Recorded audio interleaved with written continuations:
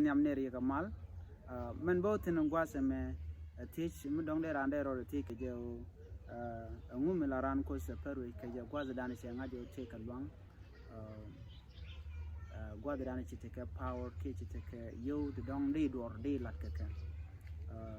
kwal goro betiem kono gwa gomo ala kus che na te ke chak goli chaka chena chaka je goli ke chaka charande chaka je ka do bran ne chaka je Chak Lobran Bijana Rami Rel Road. Malut kon ko rel ran road.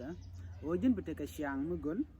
Siang chu ko the kamimo birel. Chabichet ke chiangra dian danan chenga kaja. Bishandu kana siangra momo bagul. Gwama man loda je woto ngu mularan ko ze perwe ke je gwaza anti te lwanga je. Loda je ko dub daro. Dob ni ambro itina tam dong dera dob ko dong miti ke yo. Biyot and content takeji bike use a low kune kokian kuka tagrar kaja set ko dong di gori or yak dong di now de ka kok dong te ram chiju kwet ko ngai kon tam la lar ko ni kon te ko ngwan la ka nyer ka dong chingak chikan ngai ashi ngai ngwan ka rwade dungo mishi te ka duore te ka du bagu jo jira mamo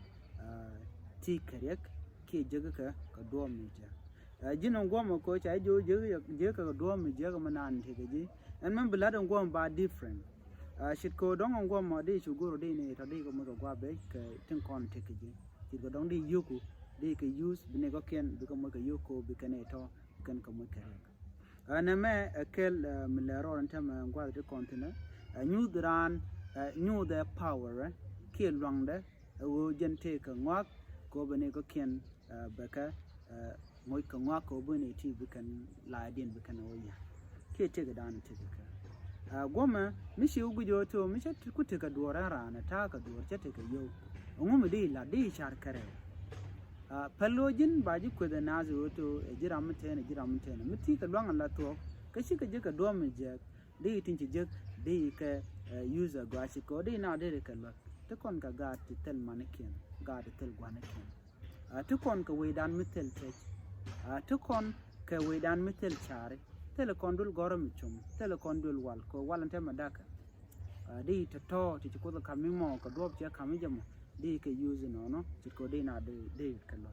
sikan de jo gwada dan kulo goro bune ko ken bu mo gwa bet di yo bu kulo jo bi kulo use alo ko na ku la kok bune ko ken bi ka moy kare ka jana mo ana me kel medida na mo ko de dobe me de yikpal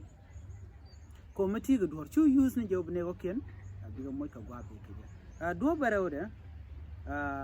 do ko jin ci te power don ajiram kel mate ka long ngai kono to ne kono te ka authority kene te ka authority ke te ke power ko de ga do de kan la ne to ka ne don cha the right bi kan long dien te ka bi kan exercise de kon chularo mitte kon ka gang te gang ka kon ka bi kan manana cha kam ka longa cha kam ka bi kan use ka kon ajen lot ka power ko be longde be nyode jira metelgu metello meti ka long la to chi de guru de ram chi ko da shak chit keji de nyot media chit ko dong de ham de long de nyodo ta ka bom menena ngai kon ne tu ngon long kwa power in kwa exercise ka dupti gol kan dup to ken kon ko kon goro don chiran te ga exercise ke ko dupti chiro den lo de kon goro de kon me de kon capture so jin miti ka long chi long chi bi use be ne ko ken be ko lo ma gwa be ke di goro jin long mo de long na ka mutu we take it sure ne de my canals ajen gwa da dan de ro joiten dong di ne to de ka kep de ka luka dan de luka dunon tamala jena ko to jin bulong dana cha kami akos ke nasan content jena cha kami be use ka dob da den beneden konon kulu tipindu be kula la de ade kono goro to medicine ala longa me michi ko da kami ya ti ka long use ni ko jin brama chi ko da shaga